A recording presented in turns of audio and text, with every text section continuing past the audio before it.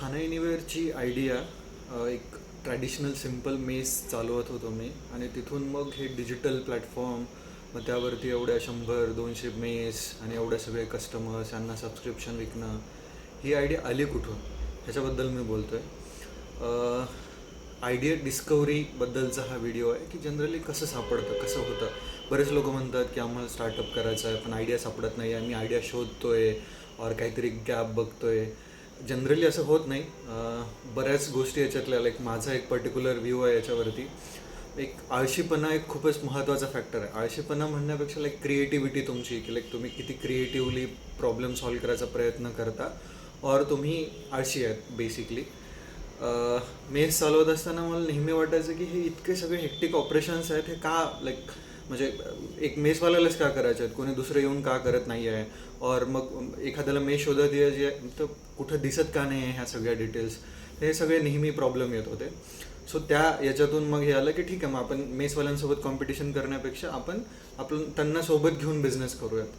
So तिथून मग ते एक ट्रॅडिशनल मेस आम्ही टर्न केली एक डिजिटल प्लॅटफॉर्मवरती, ज्याची स्टोरी बाकीची आपल्याला माहीतच आहेत. बेसिकली जो माणूस ह्या सगळ्या बिझनेसेसमध्ये आहे, लाईक वॉट एव्हर, तुम्ही कुठलंही उदाहरण घ्या. सपोज एखादे एज्युकेशनल स्टार्टअप आहे, तर मोस्ट ऑफ द स्टोरी अशीच असते की फाउंडरला कुठली तरी गॅप दिसली, त्याला असं वाटलं की यार इथून काहीतरी होऊ शकतं, म्हणजे हे आणखीन इझी वेनं केलं जाऊ शकतं, इतकं सगळे हेक्टिक करून घ्यायची काही गरज नाही आहे. ती क्रिएटिव्हिटी असते आणि ती प्रॉब्लेम सॉल्विंग एक ॲटिट्यूड असतो, ठीक आहे. आणि माझ्या मते 99% ज्या आयडिया आहेत किंवा जे स्टार्टअप कंपनीज तुम्ही बघत असाल, ते लोक त्या बिझनेससोबत, त्या फील्डसोबत, त्या एन्व्हायरमेंटमध्ये बऱ्याच वर्षापासून काम करत होते और त्यांनी त्यांच्या घरी ते बघितलं, इनडायरेक्टली त्या इंडस्ट्रीसोबत कनेक्ट होते आणि ते ऑब्झर्वेशन सुरू होतं. असं 2 दिवसात बघितलं और 2 महिन्यात बघितलं आणि झालं, असं खूप कमी चान्सेस आहेत.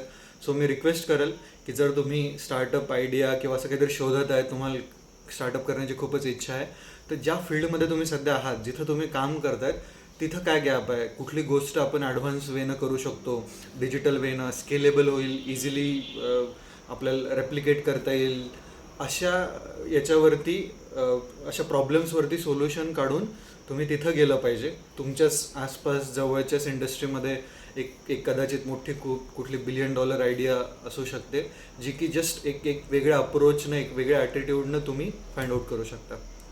थँक्यू.